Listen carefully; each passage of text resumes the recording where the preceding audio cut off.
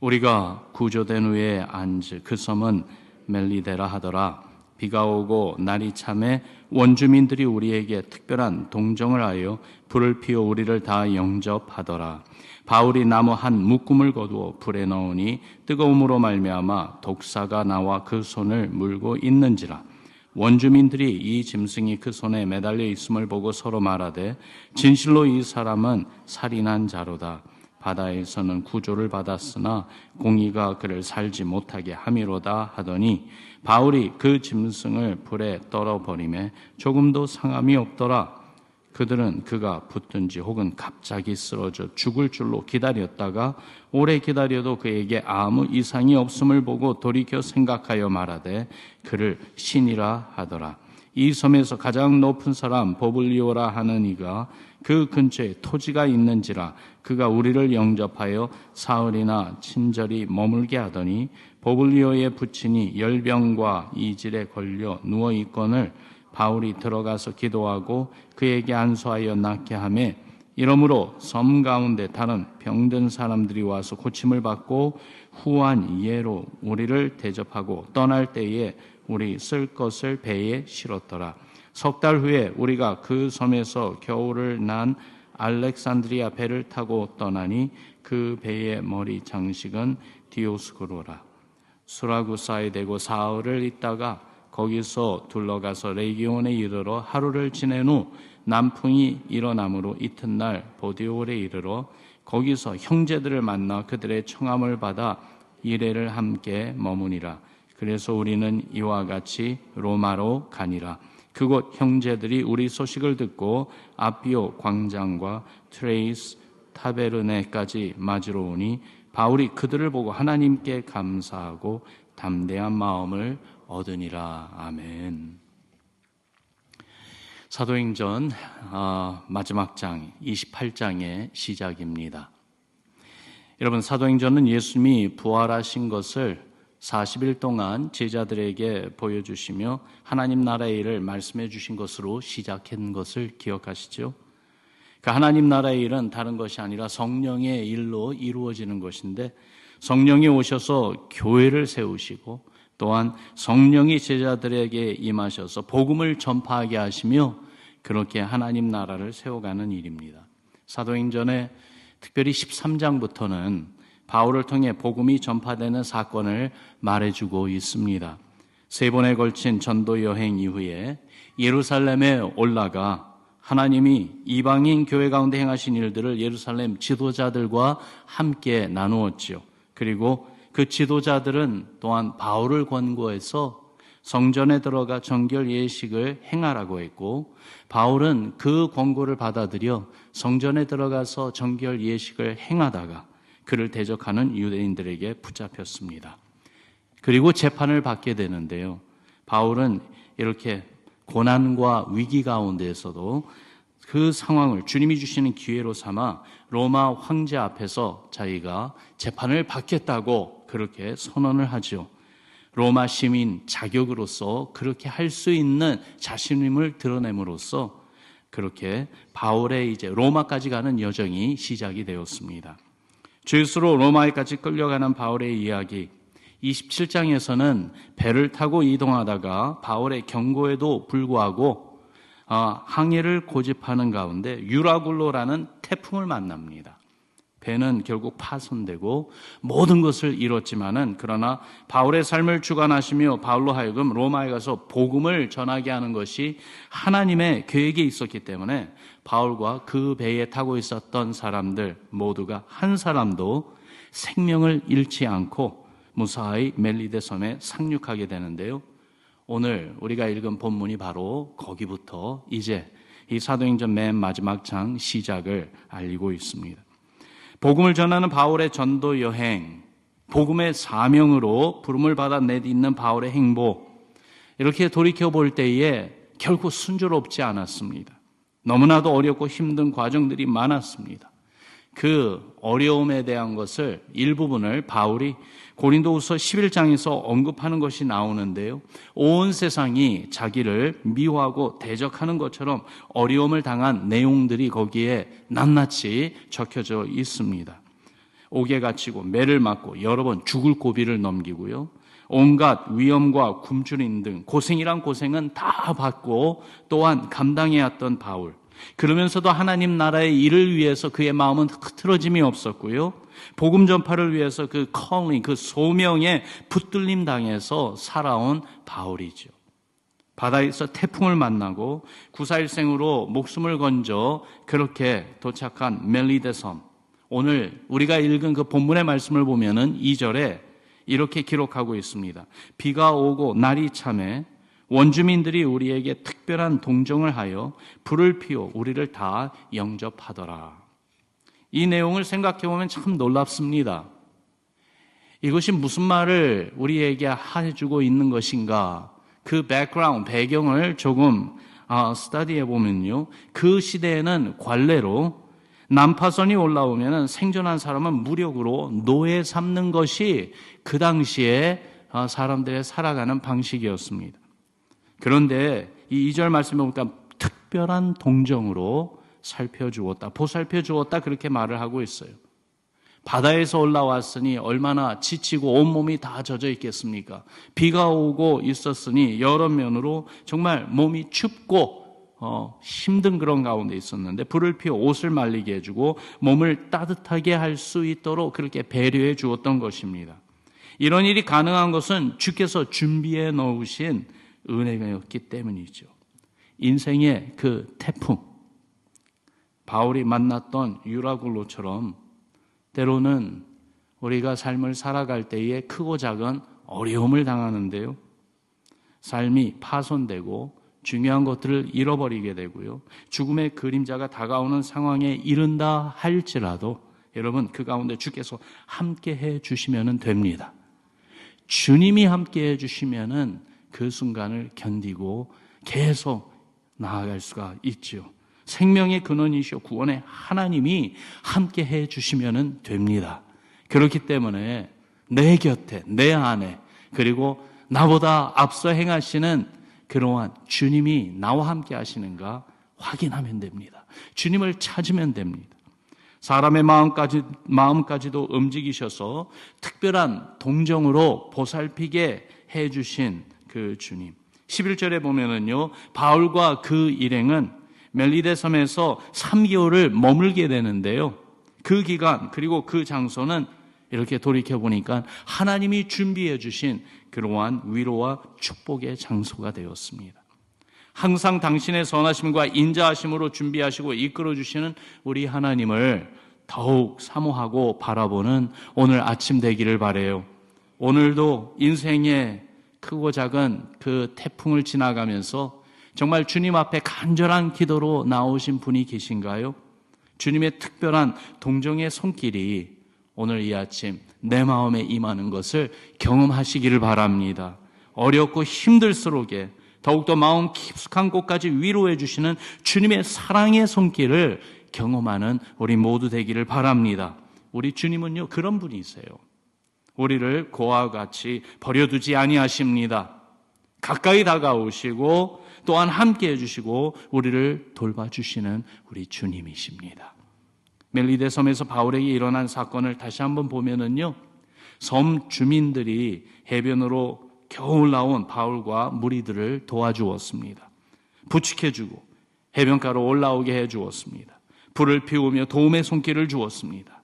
그렇게 지치고 쓰러진 자들을 돌봐줄 때 바울도 힘을 내어 같이 섬겼던 것 같아요. 그런데 3절을 보니까 이런 말씀을 기록하고 있어요.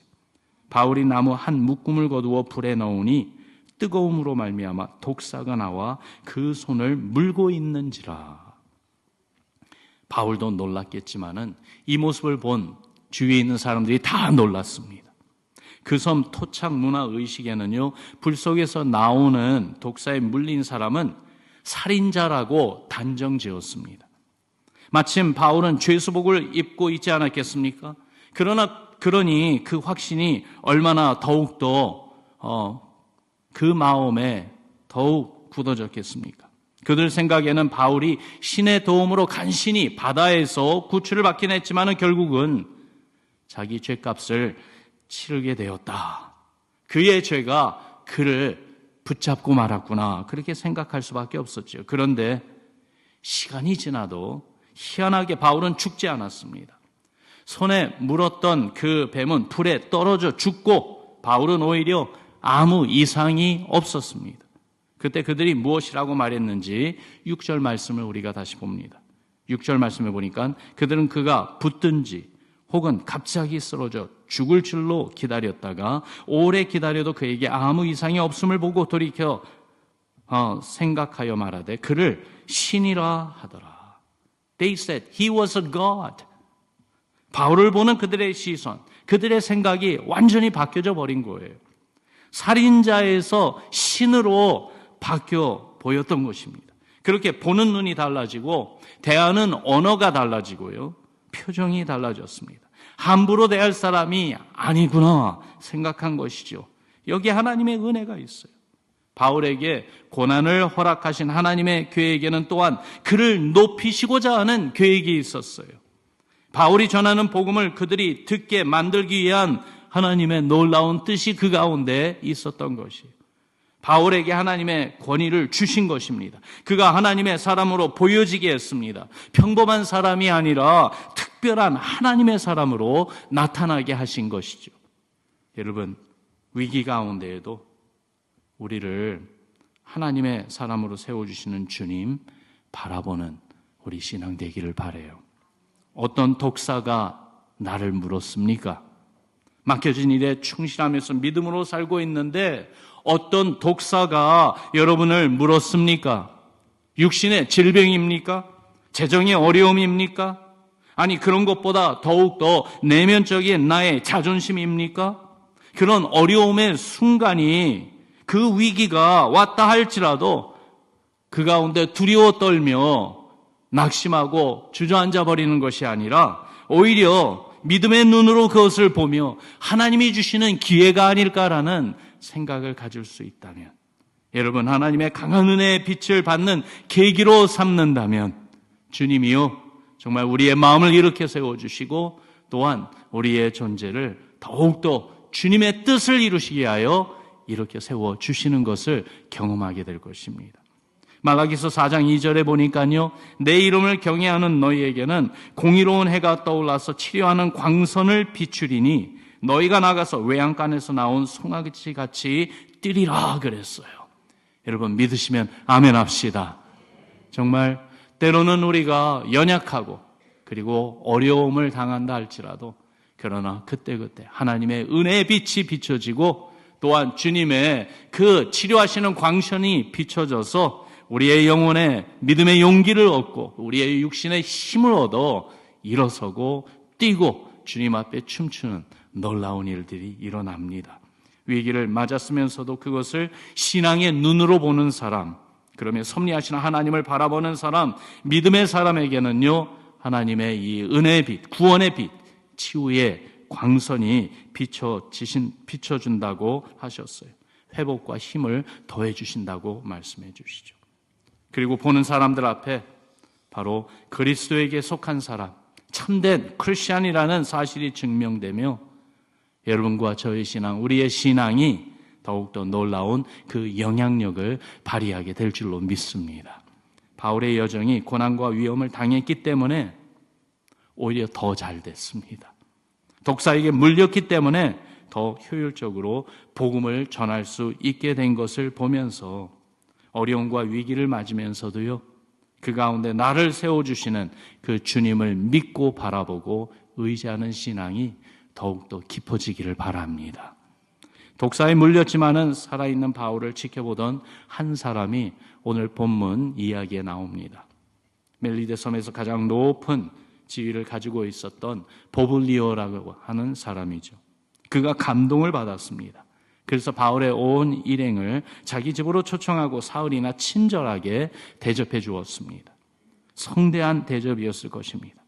그런데 그의 부친이 심한 병이 앓아 누웠습니다. 열병과 이질에 걸렸다고 했습니다. 여러분, 상상해 보세요. 얼마나 안타깝고 그리고 또한 무서운 병이었겠습니까? 그러나 하나님은 바울을 통해 그를 고쳐주었습니다. 의술로 고친 것이 아니라 하나님께 드린 기도로 고쳤습니다. 바울이 안수기도 할 때 하나님은 응답하셔서 깨끗이 낫게 해 주셨습니다. 온 섬에 이 소문이 퍼졌어요. 그래서 9절에 보니까 이러므로 섬 가운데 다른 병든 사람들이 와서 고침을 받았다라고 기록하고 있어요. 여러분, 병만 고쳤겠습니까? 병 고치는 것이 바울의 궁극적인 사명이 아니잖아요. 복음을 전하는 것이 그의 사명이었어요. 그의 부르심이었어요. 그러니 3개월 동안 바울이 멜리데 그 섬에 머물며 복음을 전하고 또한 복음의 능력을 보여주었지 않았겠습니까? 그렇게 멜리데 섬이 복음화 되었던 것이죠. 교회 역사에 전해 내려오는 이야기에 의하면요, 보블리오는 이 멜리데 섬의 최초 감독이 되었다가 순교했다고 기록하고 있습니다. 또한 멜리데 섬은요, 지중해 섬들 중 가장 먼저 복음화되어 아프리카 선교의 다리 역할을 했다는 기록이 있습니다. 어려움과 고난, 그러나 그것이 모든 내용이 아니었어요. 그 안에 숨겨진 하나님의 놀라운 구원의 섭리, 그리고 하나님 나라를 계속 이루어가는 주님의 이야기가 있었어요. 이걸 생각해 보면서 우리의 삶에도 이 하나님의 말씀을 적용해 봅니다. 인생을 살다 보면은 어려운 순간 옵니다. 어둠의 순간일 수 있습니다. 병에 걸리기도 하고 실패를 당하기도 하고 사고가 나기도 하고요. 힘든 문제가 생기기도 합니다. 그러나 그때가 기도할 때입니다. 기도하며 하나님을 경험할 때입니다. 온전한 믿음을 보이며 하나님이 주시는 능력을 체험할 그러한 은혜 순간이 될 수가 있습니다. 그렇게 하나님의 영광을 드러내어 보여줄 때입니다. 어려움 가운데, 고난과 아픔 가운데 하나님의 선하심과 신실하심을 의심하지 않기를 바랍니다. 다윗의 고백처럼 내 평생에 주의 선하심과 인자하심이 정녕 나를 따르리니 바로 그것이 바로 우리의 고백이요, 또한 세상을 향한 우리의 증거 되기를 바랍니다. 그러면서 준비하신 은혜를 맛보고 그 은혜를 또한 자랑하는 우리의 신앙 됩시다. 위기 가운데서도 우리를 들어 세워주시고 능력 주시는, 그렇게 사용하시는 주님의 축복을 경험하는 우리 교회 되기를 바랍니다. 위기 속에서 나타난 강력한 주님의 은혜가 있어서 세상이 보기에도 우리가 참된 크리스찬이라고, 참된 교회라고 인정해주고, 그러면 우리 가운데 있는 그 예수님을 만나는 놀라운 사건들이 일어나기를 소원합니다. 오늘 읽은 말씀 보니까 드디어 멜리데 섬을 떠나서 바울은요, 로마에 도착합니다. 그리고 그 가는 과정에 주님께서 예비하신 하나님의 사람들, 예수님을 믿고 또한 따르는 성도들을 만나게 해주셔서 오늘 맨 마지막 부분에 보니까 참 의미 있는 말씀이 나오죠. 그들을 보고 하나님께 감사하고 담대한 마음을 얻으니라. 보니까요, 정말 우리 성도님들이 주님 안에서 하나님의 은혜를 경험하는 그 하나님의 은혜의 통로 가운데는 성도들이 있어요. 나 한 사람 혼자 달려가는 그러한 신앙의 경주가 아니라 그 과정 가운데 함께 달려가는 믿음의 성도님들, 함께 기도하는 기도의 동역자분들, 우리가 서로를 만나고 함께 주님 바라보면서 부르짖고 기도하는 가운데 감사할 수밖에 없고 담대한 마음으로 더욱더 주께 매달려 기도하며 주의 선한 뜻을 이루어가는 줄을 믿습니다. 오늘도 그러한 주님의 은혜가 우리 가운데 있음을 알고, 특별히 어려운 가운데, 그리고 또한 그 광야와 같은 그러한 어려운 그 상황과 환경을 지나가고 있는 우리 성도님들에게 특별한 하나님의 은혜가 더욱더 임하는 이 아침 되기를 주님의 이름으로 축원합니다. 우리 같이 기도하겠습니다.